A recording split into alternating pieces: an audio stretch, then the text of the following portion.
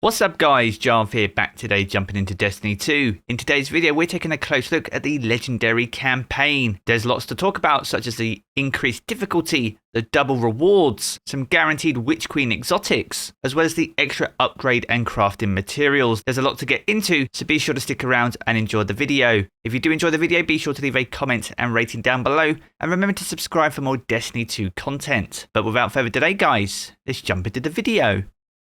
Now first things first, massive shout out to Bungie for sponsoring this video as part of the Witch Queen launch, which released on the 22nd of February. We'll be covering a lot of information in this video, but you can check out the game by clicking on the link in the video description down below. Now alongside the launch of the Witch Queen, Destiny got its first Legendary campaign, and whilst this is the first for Destiny, this is not a first for Bungie themselves. Now if you've already completed the Legendary campaign, you can enter the Witch Queen Legendary contest. This has been held over on Twitter, and you'll find the link to this down in the video description below. Now to enter this, you'll first need to complete the campaign on the Legendary difficulty and take a screenshot of your completed triumph. Alongside this, you'll also need to screenshot your character displaying your Bungie name. Now once you've tweeted these out with the hashtag the Witch Queen Legendary, you'll be able to enter via the link down below. This will link your tweet, and you'll be able to provide your name, email address, and a link to your Bungie profile. Now all successful entries will be in with a chance of winning this incredible emblem, and 1,000 lucky guardians will be able to get their hands on it. So if you have already completed the Legendary campaign, be sure to enter that contest to get your hands on some extra sweet loot. Now if you haven't already run the campaign, we're going to take an overview of the entire Legendary campaign and the reasons why you should run it as part of the Witch Queen DLC. Now the Witch Queen is the perfect opportunity to jump into Destiny, whether you're a new player or a lapsed player that hasn't played in some time. Every power level for every guardian in the game has been increased to 1350 in power. This is now the new power floor for Destiny, meaning that you don't need to grind just to get into the brand new content. Now once again, if you are new or a lapsed player, then Bungie has also provided a Witch Queen interactive trailer. This provides lore context to what's going on in the Witch Queen and is essentially the Vanguard report. So if you want to bring yourself up to speed before jumping into this incredible campaign, then be sure to check that out, and I'll leave the link to that down in the video description below.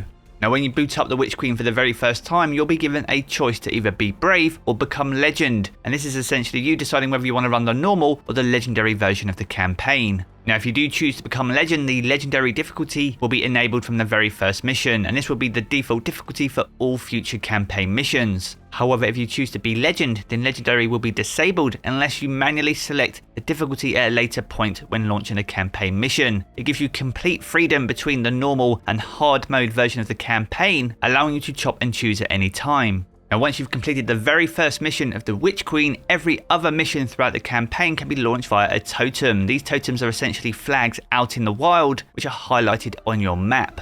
Now whenever you interact with these, you'll get a brand new launch screen similar to if you interact with any other vendor in the game, and this new launch screen will provide two selectable options, the normal and hard mode version of that mission. Alongside the difficulty, you'll get all the other mission relevant information, such as any modifiers and, more importantly, any additional rewards that are on offer. Now another great thing about the Witch Queen campaign is you can replay this at absolutely any time. Once you've started a mission, this also unlocks a direct to launch version of that mission that you can select from the destination map. It allows you to go back and return to any mission at any time, so if you want to go back and complete a mission on Legendary for that extra loot, then you'll be able to go back and do it. Now the Witch Queen offers some of the best storytelling we've ever seen in Destiny, and it does that by combining some of the mechanics we would normally see in raids or dungeons. Now some of these mechanics will be entirely new to new players, but they are certainly great ways to introduce players to new mechanics, as well as allowing them to interact with the world. Now in terms of difficulty, the Legendary campaign finds itself roughly between a Legend and Master Lost sector. There aren't any champions that you'll need to contend with, but there are many light-bearing Hive Guardians that you'll need to fight on your road to victory. Now these Hive Guardians are similar to any other Guardian that you would see out in the wild, and if you do defeat them, if you don't defeat their ghost, then they'll respawn right in front of you and you'll need to take them out once again. Now whilst the Legendary campaign is a harder version, it doesn't just mean tankier combatants. In fact, you have fireteam scaling, meaning bringing a fireteam makes the mission harder,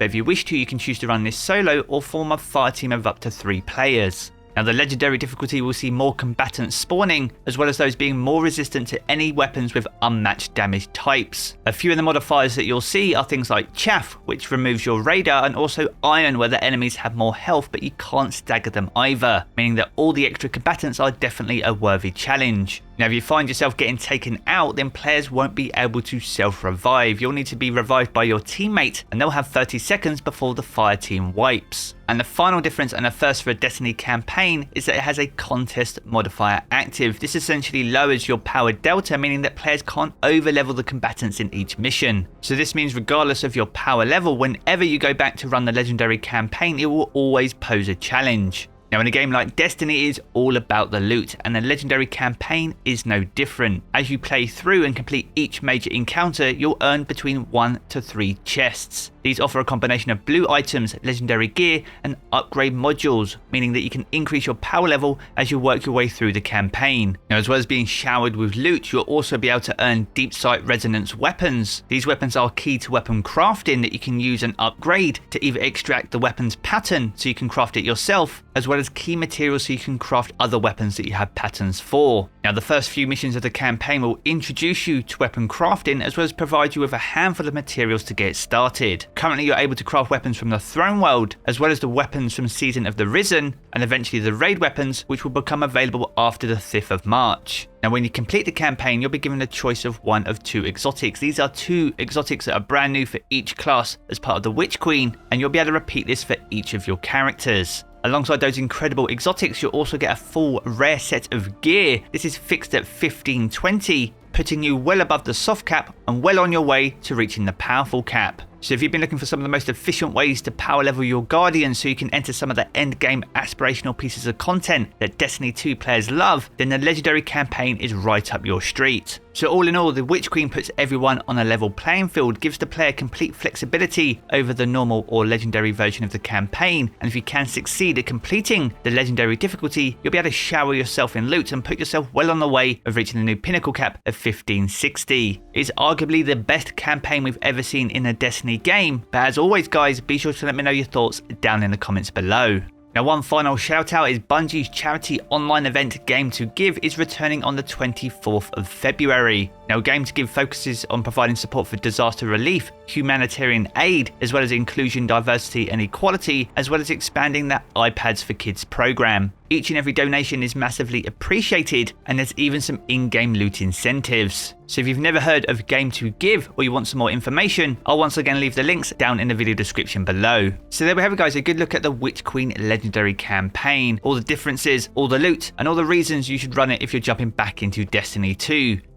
Once again, massive shout out to Bungie for sponsoring this video, and if you've enjoyed this video, be sure to check out one of the 2 videos you see here in these cards for more Destiny 2 content. And if you want to keep up to date with everything to do with Destiny 2, be sure to hit subscribe as well. I'm going to jump back into the game as always guys, and I will catch you all again very soon.